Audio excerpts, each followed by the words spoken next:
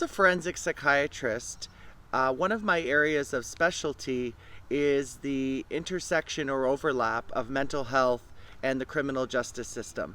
And one very important area where I've been involved in a lot of assessments as well as treatment of individuals is in the area of stalking.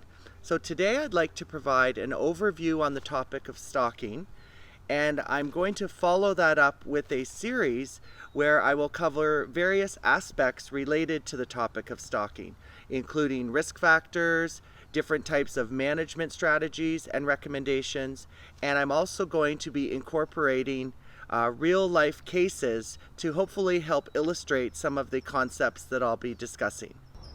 In terms of the incidence of stalking, what the research shows us overwhelmingly is that males are far more likely to stalk than females. And in fact, females are stalked 4 times more often than males. And during the course of their lifetime, 1 in 12 females reports being stalked. So what is stalking? Now that's one of the challenging concepts because stalking exists along a continuum, where at one end, for example, you may have unwanted behaviors like receiving telephone calls or receiving unwanted letters, to other stalking that may include, for example, following someone, to actually receiving threats of either a violent or non-violent nature, to at a very extreme end, actually having someone engage in a physical or sexual assault or even cause damage or destruction to your personal property. What relationship do stalkers have to their victim? And an important take-home point is that in over 85% of cases, a stalker knows his or her victim. And that most typically could be an ex-partner, an acquaintance, or a work-related or professional colleague. Now you may be wondering, are all stalkers pretty much the same, or are there actually discrete types?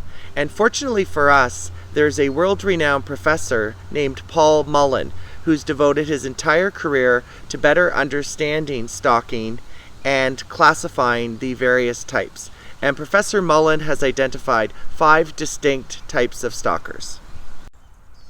So now I want to introduce you to the 5 different types of stalkers, beginning with the rejected type, which is the most common stalker and comprises approximately 1/3 of all stalker groups. Now, the rejected type stalks after the breakdown of a relationship, and most typically after a breakup with an ex-partner. And for all stalker types, it's very important to understand the motivation behind the stalking. And in the case of the rejected type, the primary motivations are reconciliation and revenge. Another third of all stalkers belong to a group called intimacy seeking. And hints in the title there, that stalker group wants intimacy.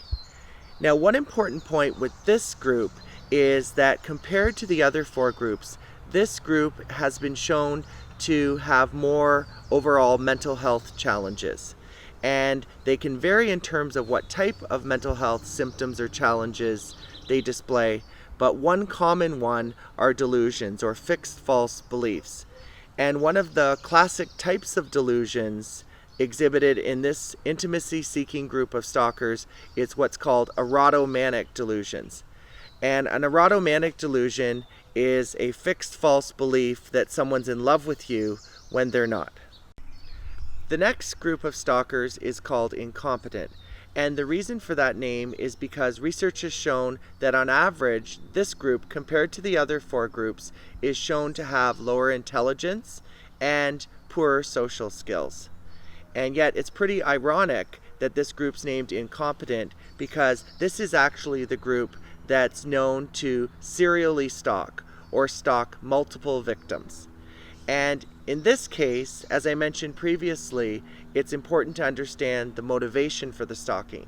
And in the case of the incompetent stalker, the motivation is entitlement, or the stalker feels entitled to a relationship. The next stalker group is called resentful.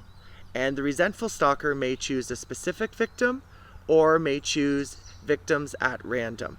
But in either case, the motivation behind the resentful stalker is perceived persecution. And how the resentful stalker responds to that perceived persecution is they frighten or scare their victim. Fortunately, the least common stalker type is the predatory type. Yet, the predatory type is the most dangerous type of stalker.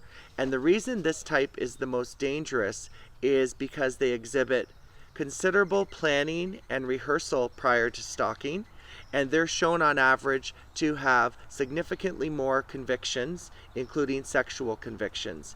And not infrequently, they have non-consensual sexual interests, including, for example, sadism or masochism. Now, in the case of the predatory stalker, the motivation is sexual attainment of the victim. Thank you for joining me for this overview on stalking.